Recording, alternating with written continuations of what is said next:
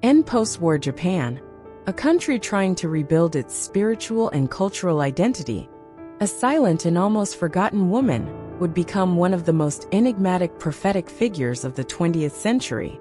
Her name? Agnes Katsuko Sasagawa. Since childhood, Agnes faced intense physical pain and extremely fragile health. But what seemed to be just meaningless suffering was actually the beginning of a profound spiritual journey.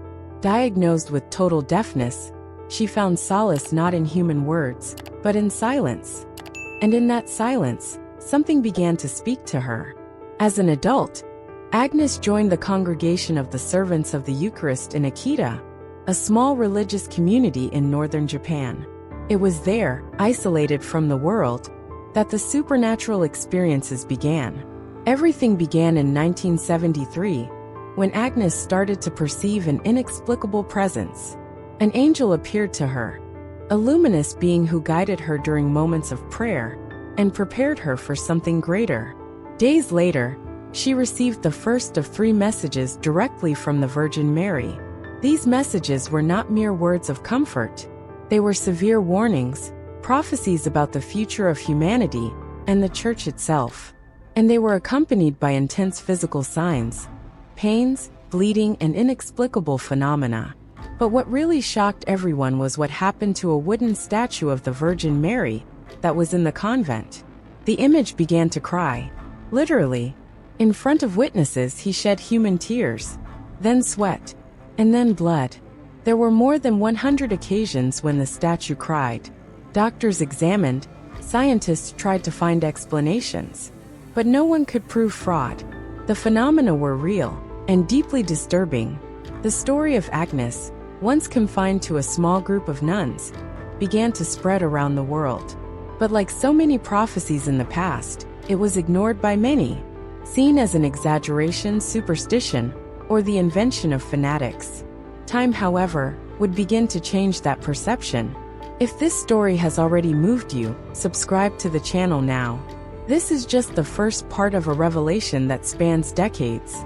Like the video and share it with those who need to know the truth. Between July and October 1973, Agnes Sasagawa received 3 messages from the Virgin Mary that would forever change the course of her life, and for many scholars, the course of the very spiritual history of the century. These messages were not gentle. They were direct, serious, with a tone of warning rarely found in Marian apparitions. And the most impressive part, they brought predictions that decades later are starting to align with what the world is witnessing today. The first message, received on July 6, 1973, was a call to prayer and sacrifice. Mary said that many souls were being lost, and that to save them, a silent army of prayer and penance was necessary. She invited Agnes, and through her all of us, to become intercessors, consecrated to the heart of Christ. A few days later, on August 3rd, the second message came, and this one was more forceful. Maria spoke openly about division within the Church. She warned that the devil would infiltrate even the highest echelons of the hierarchy. She said that priests and bishops would come into conflict with each other, and that churches and altars would be profaned. All of this, according to her, was just the beginning. The third and final message, on October 13, 1973, the same day as the last apparition at Fatima, was the most impactful. Mary revealed that, if humanity did not repent, a punishment would fall upon the world. It would not be war, famine, or a common plague, but a fire coming from the sky, eliminating a large part of humanity. The good would suffer alongside the bad, and the survivors would envy the dead. It is impossible not to notice the similarity between these words and other well-known prophecies, like Fatima, La Salette, and even passages from the Apocalypse. But the most frightening thing was that Agnes, a simple woman deaf, without theological training, conveyed everything with clarity and unwavering faith. After each message, the entire convent felt the spiritual effects. There was deep silence, tears among the sisters, nights of intense prayer. And yet, Agnes remained serene. Her body was suffering, but her soul was steadfast. These 3 messages were investigated by the Church for years.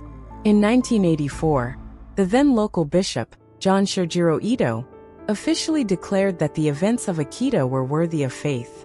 Later, the Vatican recognized the importance of the case, although without canonizing it as an official universal apparition. The content of these messages remains relevant. More than predictions, they are alerts to the spirit of our times. If you have already heard echoes of these words in the world around you, subscribe to the channel now. We still have much to reveal. In the next chapter, we will delve into the physical miracles that defied the logic of science. After the messages received by Agnes, the signs intensified. The convent of Akita became the stage for phenomena that challenged not only faith, but human logic itself. The most impressive of them involved a simple wooden statue of the Virgin Mary, the same one in front of which Agnes used to pray. On July 4, 1973, the statue began to emit a mysterious light. Days later, blood flowed from its right hand, exactly where Agnes had felt a similar wound. Doctors examined the area, collecting samples. The blood was human.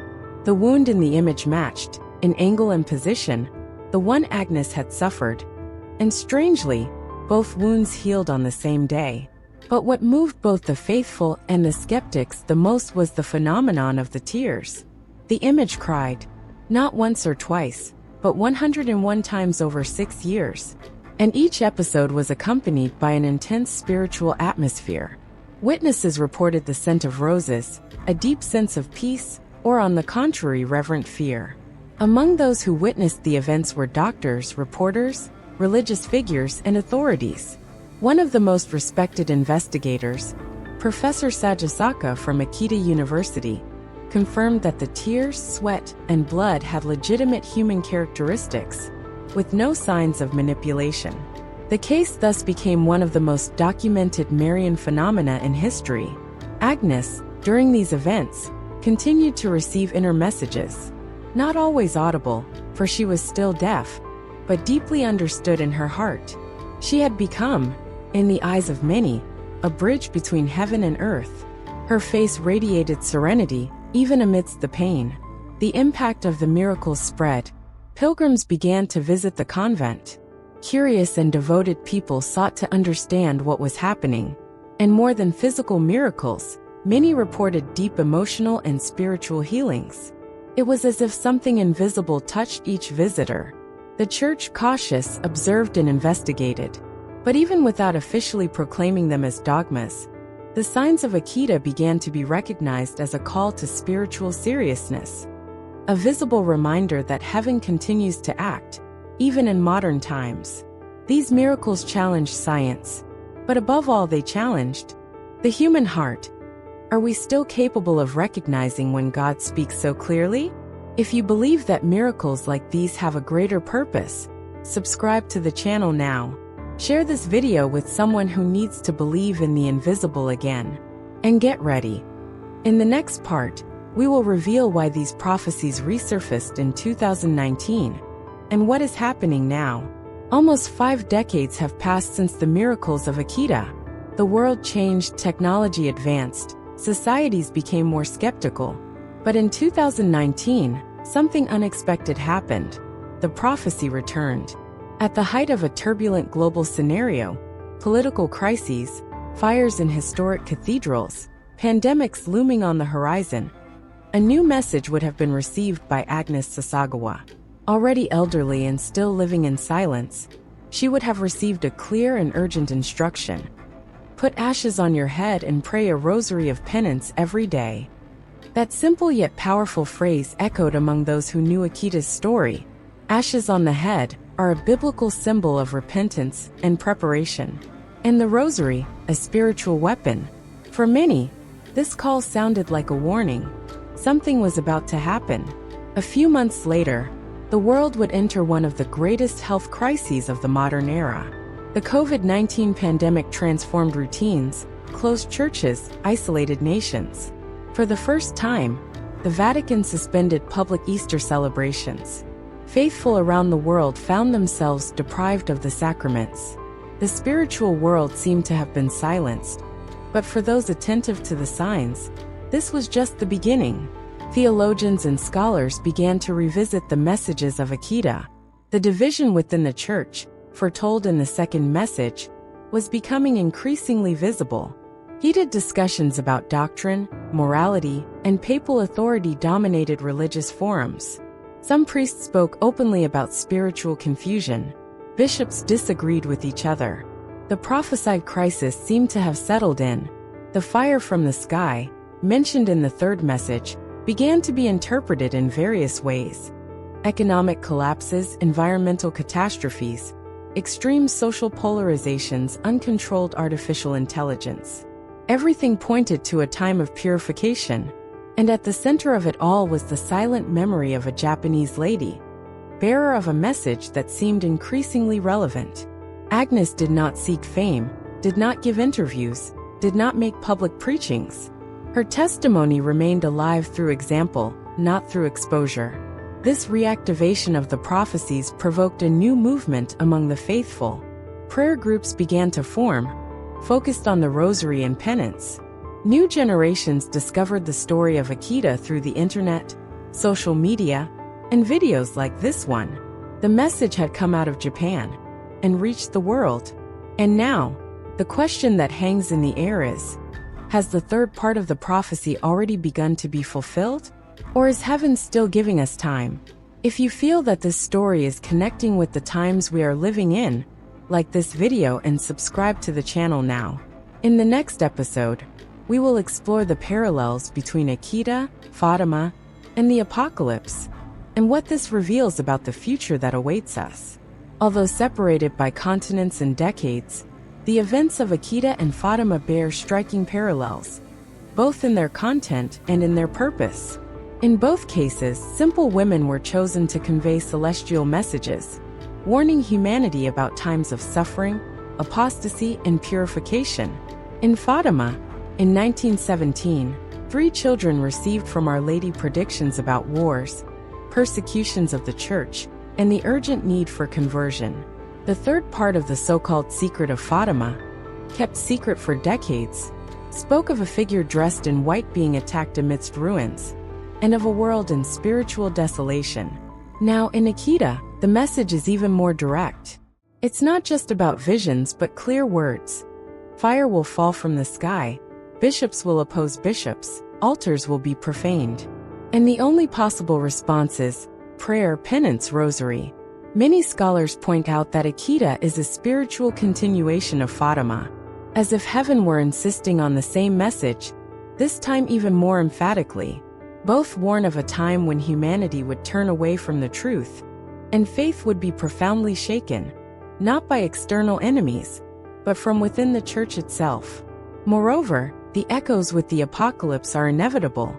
The tears of the statue in Akita refer to Mary's pain at seeing her children suffer.